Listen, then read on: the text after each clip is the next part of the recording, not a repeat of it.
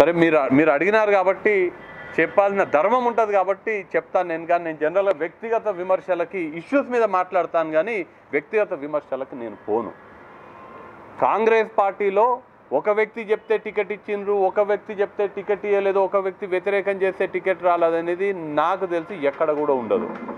ఎక్కడ అభ్యర్థులను ప్రకటించినా మెరిట్ ద్వారానే అభ్యర్థులను ప్రకటించడం జరుగుద్ది. కల్వకుర్తి నియోజకవర్గంలో నేను జైపాల్ రెడ్డి గారు నన్ను వ్యతిరేకించినారని నేను ఎప్పుడూ అనలేదు. నేనే అభ్యర్థిని, నేను ఎక్కడ కూడా అనలేదు, కల్వకుర్తిలో అనలేదు, ఎక్కడ కూడా అనలేదు. అలానే ఆవిడ నాకేదో టికెట్ ఇప్పించినారనే మాట ఆవిడ చెప్పిందని మీరు అనడం జరిగింది. నా రాజకీయ ప్రస్థానం తెరిచిన పుస్తకం. ఎవరి మెహర్బానీతోనో ఎవరి ఏదో ఆశీర్వాదంతోనో రాజకీయాలలోకి వచ్చినటువంటి వ్యక్తిని కాదు నేను. కింది స్థాయి నుంచి కాలేజీలో గాంధీ మెడికల్ కాలేజీలో ఎంబీబీఎస్ చదువుతున్న నాటి నుంచి కాంగ్రెస్ పార్టీలో పనిచేస్తూ ఎన్ఎస్యుఐ కాలేజ్ ప్రెసిడెంట్గా గాంధీ మెడికల్ కాలేజీలో ఎన్ఎస్యుఐ ప్రారంభించింది నేను.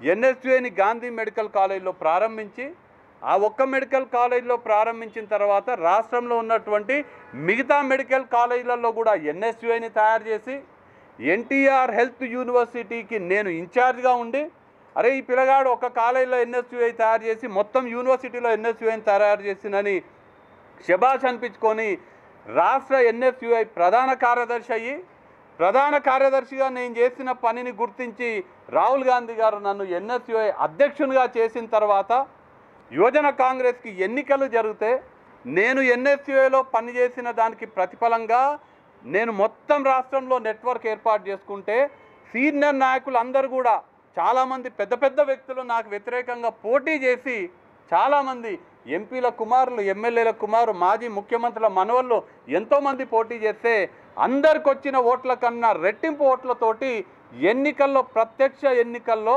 ప్రతి పోలింగ్ బూత్ నుంచి ఓట్లు వేస్తే యువజన కాంగ్రెస్ అధ్యక్షుడిగా నేను గెలిచి కల్వకుర్తిలో కష్టపడి పనిచేసి ప్రతి ఊరు తిరిగి ప్రతి తండ తిరిగి ప్రతి ఊర్లో తాగునీటి సమస్య ఉంటే బోర్లేయించి కష్టపడి పనిచేస్తే ఈ పిల్లగాడు కాంగ్రెస్ పార్టీ వేరే లీడర్ల లెక్క పార్టీలు మారేటోడు కాదు, వీడు కాంగ్రెస్ పార్టీ వ్యక్తి, ఇట్లాంటి వాళ్ళని ఎంకరేజ్ చేయాలని రాహుల్ గాంధీ గారు నాకు టికెట్ ఇస్తే కష్టపడి ఎలక్షన్లో పోటీ చేసి 78 ఓట్లతోటి గెలిచినటువంటి కరడుగట్టిన కాంగ్రెస్ వాదిని నేను.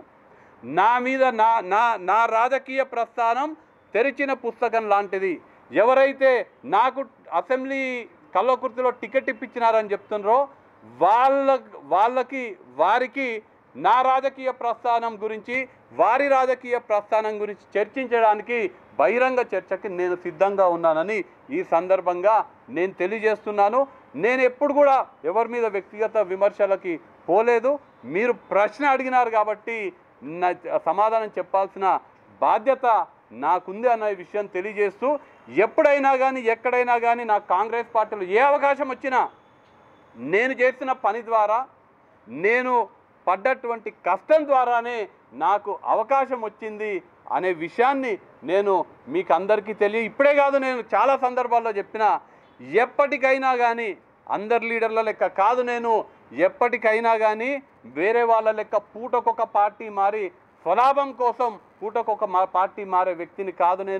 నేను పుట్టింది కాంగ్రెస్ పార్టీలో, కాంగ్రెస్ పార్టీ సిద్ధాంతాలకు ఆకర్షితుడనై కాంగ్రెస్ పార్టీలోకి రావడం జరిగింది.